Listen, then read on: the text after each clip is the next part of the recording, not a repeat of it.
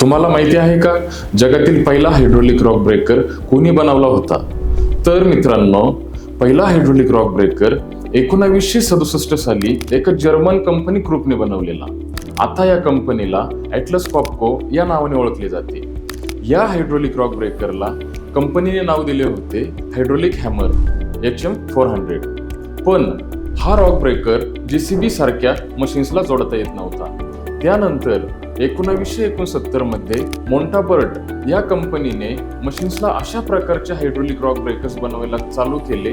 मोंटाबर्ट ही कोमॅत्सू या पॅरेंट कंपनीची एक सब कंपनी आहे. 1969 पासून या हायड्रोलिक ब्रेकरचा खाणकामांमध्ये उपयोग केला जाऊ लागला.